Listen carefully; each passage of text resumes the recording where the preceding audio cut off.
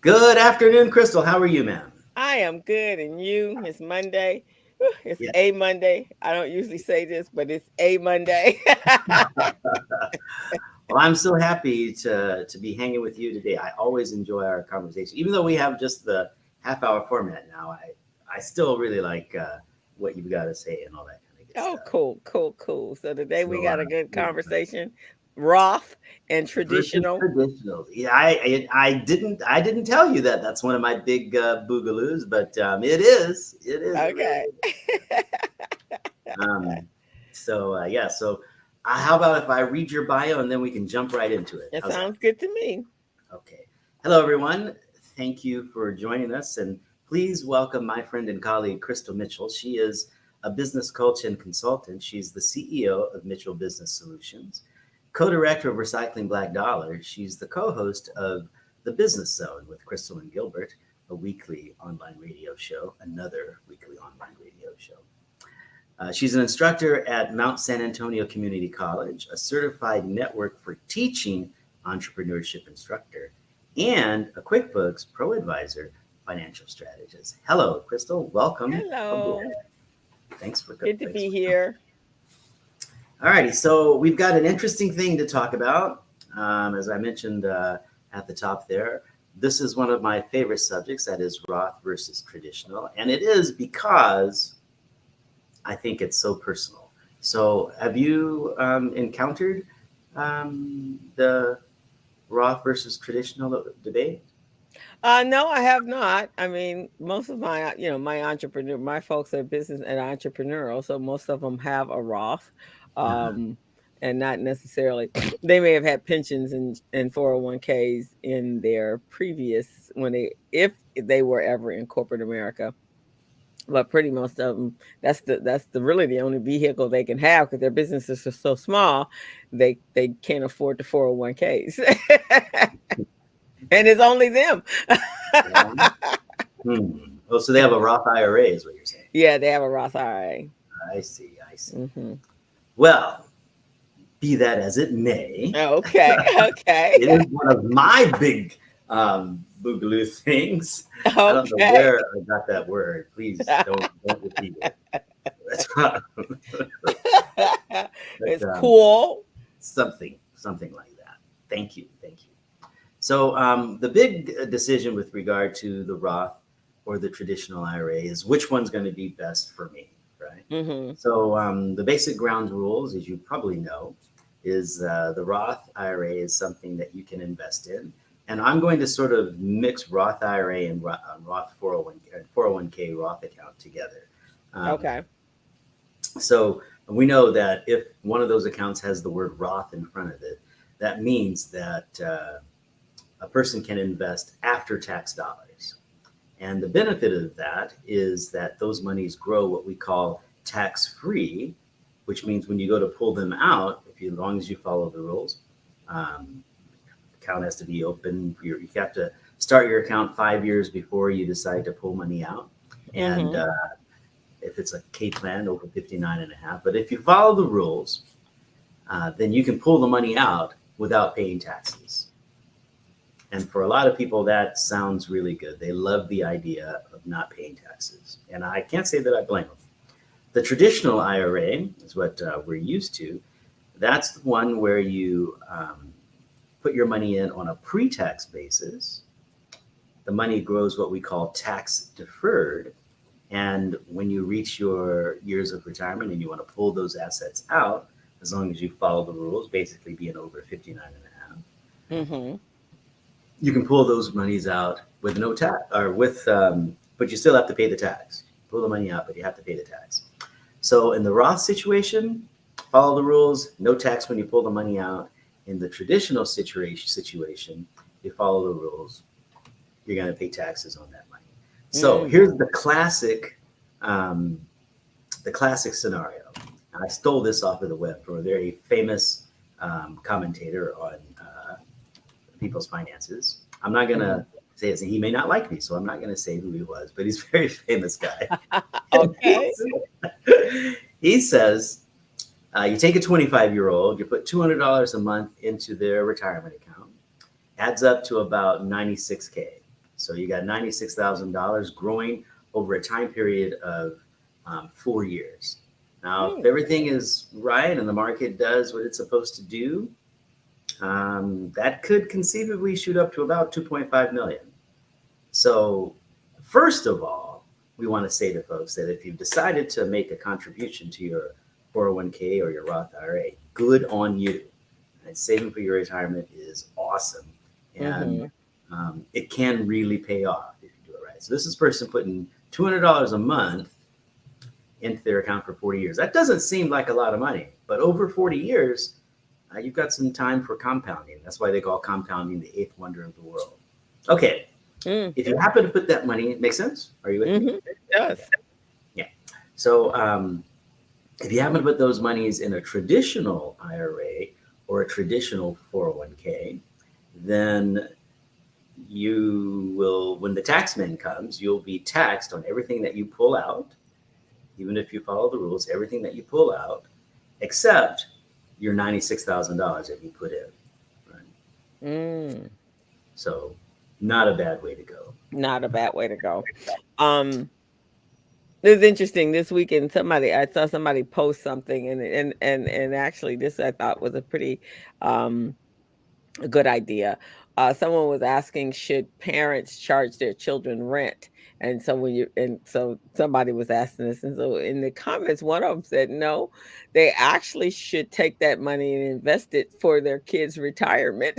I thought, well, Jevon would like that. Put it in an IRA, Roth IRA, so that they, before they even get out of school and start working. Yeah, you're spot on. I'm glad you brought that up. There are lots of people that I know who are in the financial services industry who say to themselves, or say to those of us walking around, hey, it's one thing to have college paid for, but how about graduating college with enough money to put a down payment on your house, or depending on where you are, buy a house. That's not bad either. So I think it's a very good idea for the presents to be, they only need one truck, right? So put the rest in that IRA. Just give all the grandparents and all the in-laws the ability to make contributions to the Coverdale, the 529, the Utma, whatever it is. Put it away. And then when that child graduates from college, they've got a nice little nest egg to start a business or buy a house or have one heck of a wedding. Exactly. And friends of mine with their second child, I don't know if they did it with the first child. I think the second child they did it because it was their second child. Actually, it was their third child because they just had their fourth. Their third child, they told everyone, don't do gifts because you didn't gave us everything. And there was like a 2-year gap between the two kids. So I already got cribs, I already got all that. Here is a link to do an investment to pay it to put money into their into this investment account for them, because that's going to have be more beneficial than a crib or a blanket. So I thought that was good. Yep. There you go. Yeah. Let's get back to it. So the traditional thing says, okay, you put the money in the traditional IRA, you pull the money out, you got to pay taxes on it. Put the money in your Roth IRA. Now, mind you, you put the money in that traditional, you've deducted that money that you put into so you haven't paid taxes on it. That's good. Put the money into your Roth account.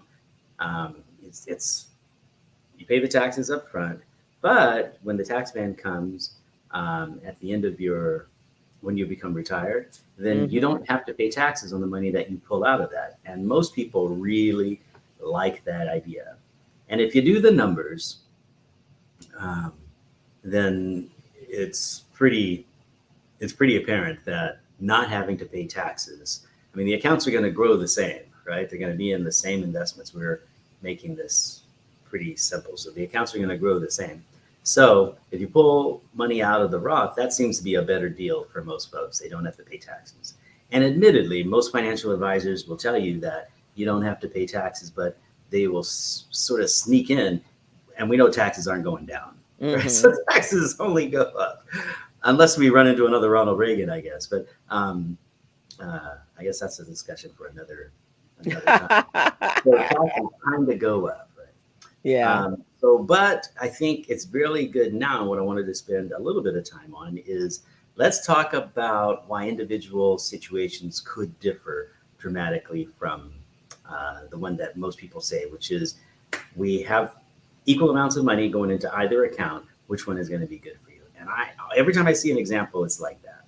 The point I want to bring up, though, is that let's say you can put $200 a month into an account, but you can only do it if you can write that $200 off, if you can reduce your income by that $200 a month, right? So maybe you can only reduce your income by $50 a month, but if you get the money to come out pre-tax, let's say $150, you get the money to come out pre-tax, now you put in $200. So I would rather someone had more money in the account that they had to pay tax on than not. And the reason for that is it's very possible, depending on how your life goes and the things that you do, it's very possible that you could be in a lower tax bracket when you retire than you are when you're accumulating income. If that's the case, right? If that's the case, then you might do well to reduce your tax liability. If we're looking at an overall amount of money spent, which is kind of a funky thing, you might be better off just paying the taxes and getting that benefit all the way so that you actually could have that kind of money. Right. Yeah, that's a good that's a good strategy.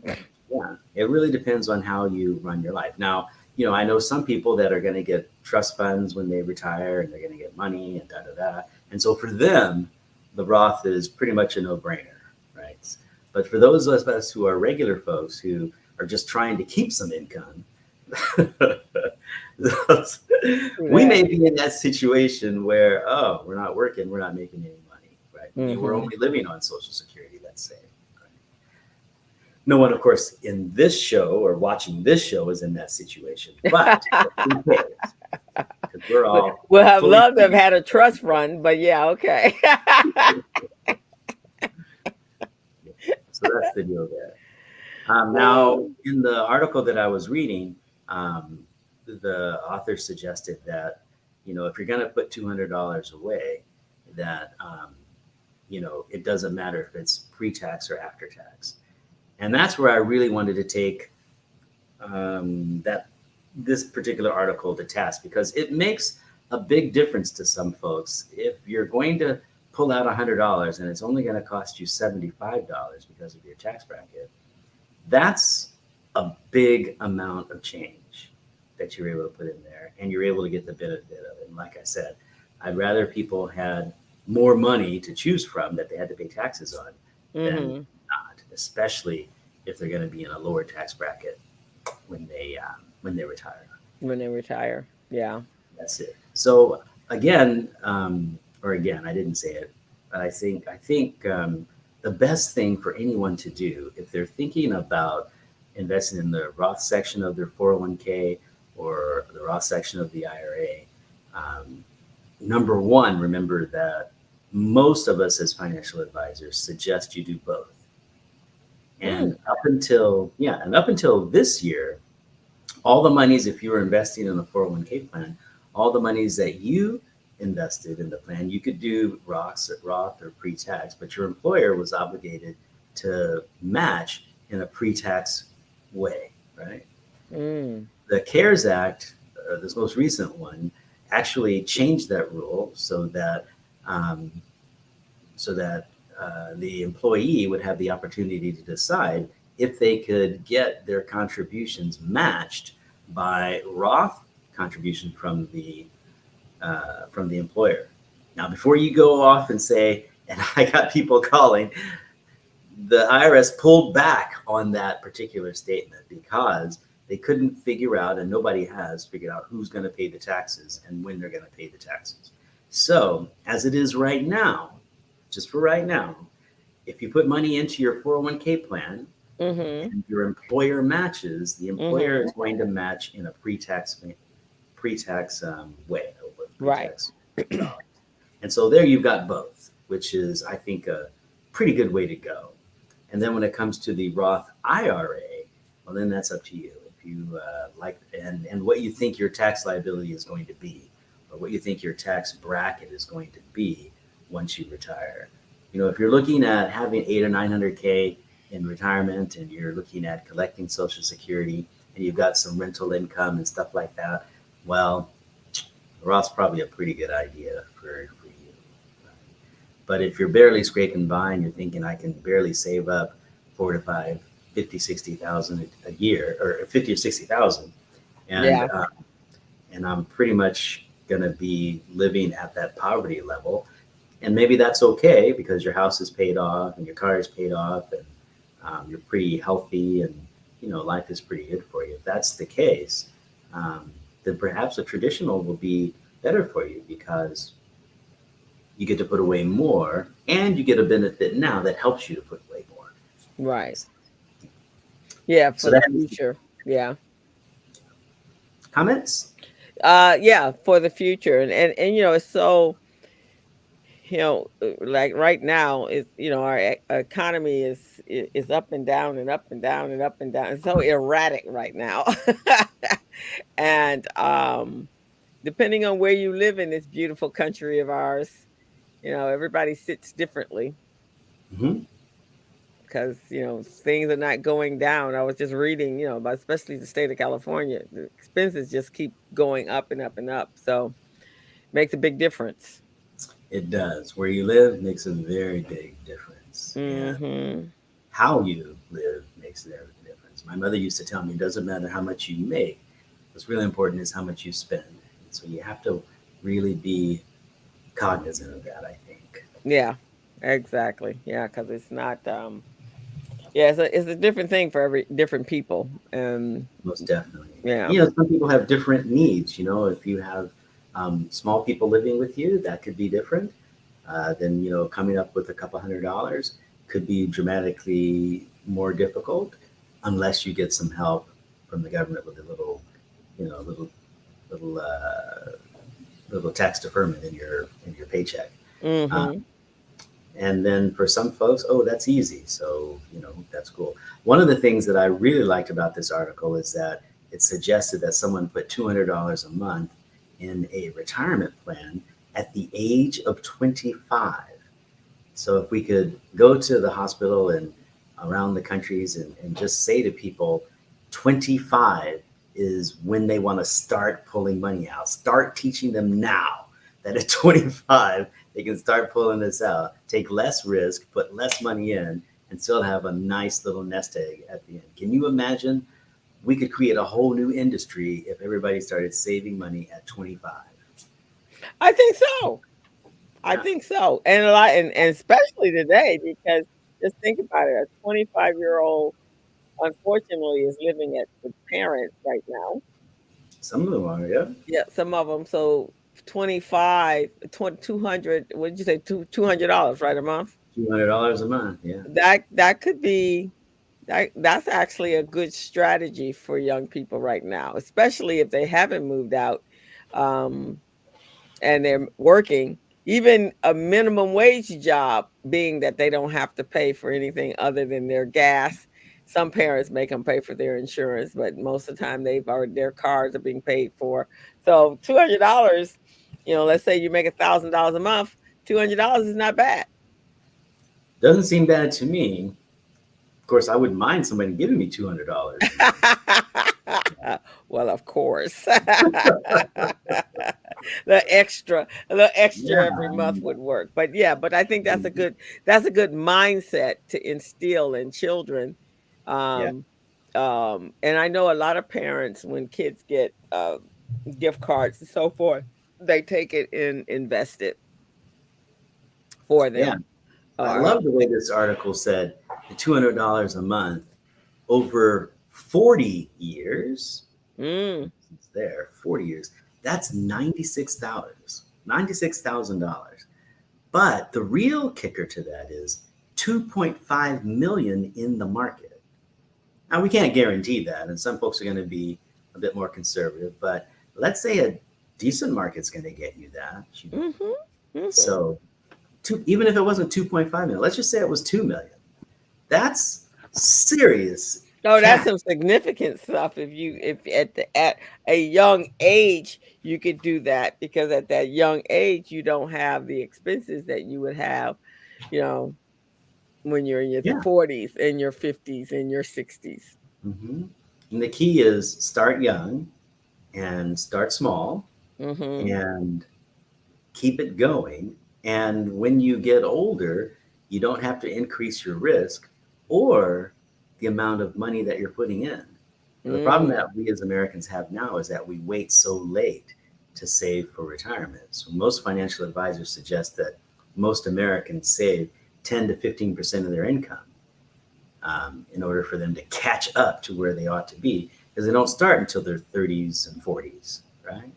Right. The time value of money suggests that if you can start early, you don't have to put as much in and you don't have to risk it. You may not need a 8 to 9 or 10% return. Maybe you could do a 5 to 6% return. And looky there, you've got some serious cash.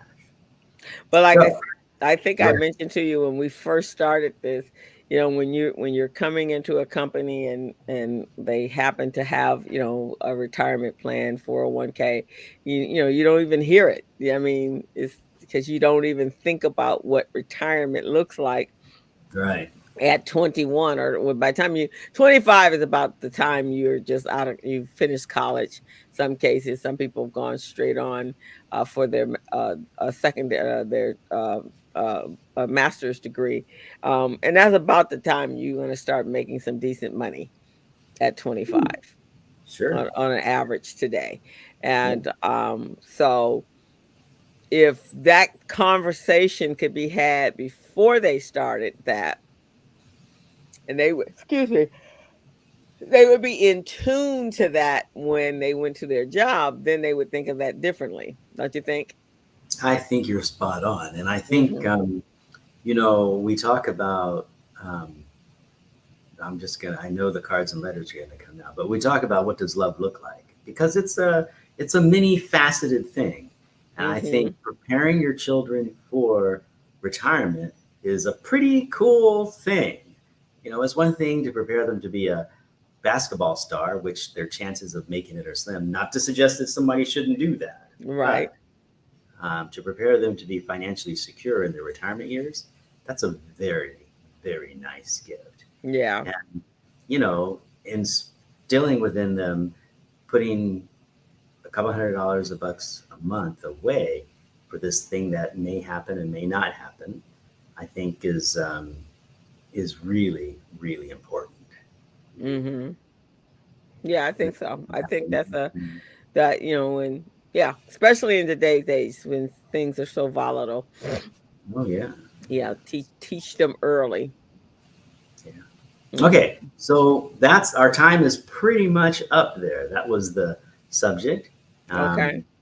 Would you like to get the last word, or shall I read your No, I bio? just think that I think it's that pre-education, is the pre-awareness to what that looks like. Yeah, it may be 40, 50 years before you even consider retiring, but it is there, and waiting till you're 50 to plan when you could do that at 25, you got a 25-year head. Jump on that. Yeah, that's big. I couldn't agree more. Could not Mhm. agree more. Well said. Okay, well, that is our show for the day. Thank you so much for joining me. Always, always a pleasure. And I suppose we will see you. Are we going to see you next week? Or are you going Yeah, you to can send me be money. I'm back Saturday night. okay? So we'll see you next week, and we'll see all of our friends out there listening and watching next week. So All this is right. Javon All Thomas, right. Crystal Mitchell. We'll see you later now. Bye All bye. right. Bye-bye, everyone. Have a great week.